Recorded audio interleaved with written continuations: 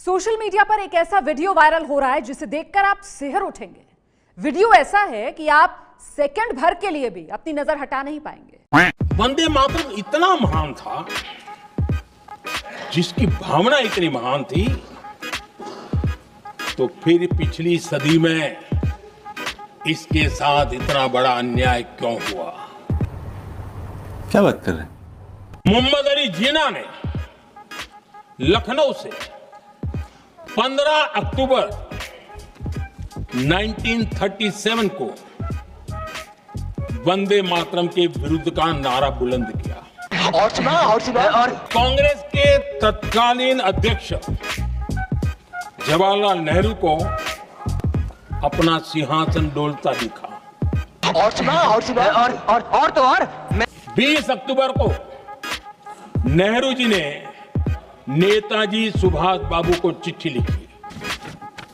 उस चिट्ठी में जिन्ना की भावना से नेहरू जी अपनी सहमति जताते हुए कि वंदे मातरम की, ये जो उन्होंने सुभाष बाबू को लिखा है, वंदे मातरम की आनंद मठ वाली पृष्ठभूमि मुसलमानों को इरिटेट कर सकती है। नेहरू जी कहते हैं, मैंने वंदे मातरम गीत का बैकग्राउंड पढ़ा है। नेहरू जी फिर लिखते हैं, मुझे लगता है कि ये जो बैकग्राउंड है इससे मुस्लिम भड़केंगे।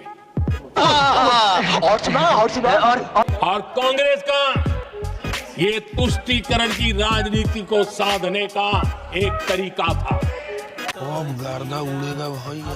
जो वंदे मातरम की जो क्रोनोलॉजी है वो भी आप समझिए, जो असली क्रोनोलॉजी है।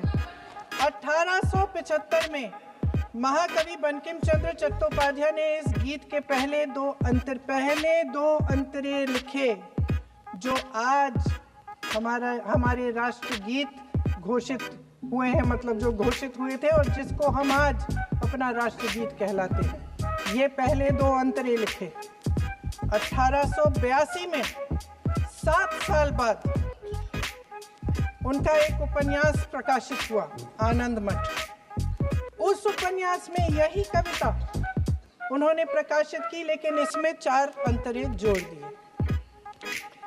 1896 में कांग्रेस के अधिवेशन में गुरुदेव रविंद्रनाथ टैगोर ने पहली बार ये गीत गाया। कैमरामैन जल्दी फोकस कर। क्योंकि प्रधानमंत्री जी ने अपने भाषण में इसका उल्लेख किया और गलत किया, इसीलिए मैं इसके जो सच्चे जो तथ्य हैं वो आपके सामने रख रही हूँ। 1937 में नेताजी सुभाष चंद्र बोस कांग्रेस का अधिवेशन कलकत्ता में होने जा रहा था, उसका आयोजन कर रहे थे।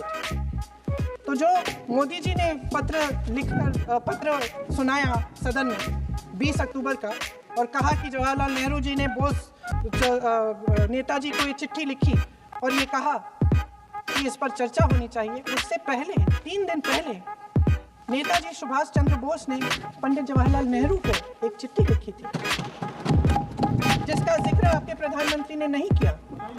धागा खोल दिया एकदम। सुन लीजिए सुभाष चंद्र बोस जी ने क्या कहा, सुन लीजिए। My dear Jawahar, reference Vande Mataram.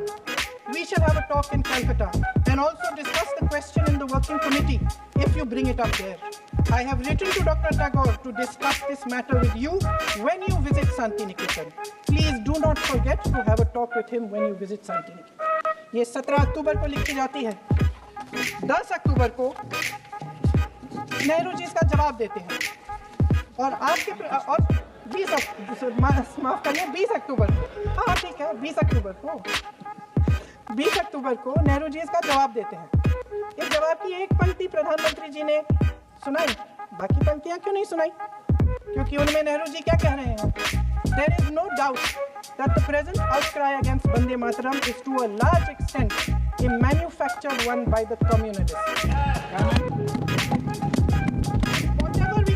Whatever we do, we cannot pander to communist feelings, but to meet real grievances where they exist. I have decided now to reach Calcutta on the 25th morning. This will give me time to see Dr. Tagore as well as other friends. समझ रहे हैं आप? समझ रहे हो? समझ रहे हो आप? समझ रहे हो ना?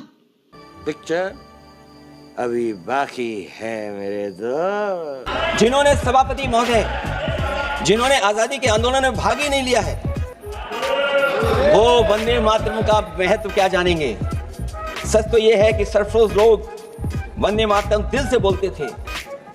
उन आजादी के दीवानों के खिलाफ कुछ लोग अंग्रेजों के लिए जासूसी और मुखबिरी का भी काम करते थे।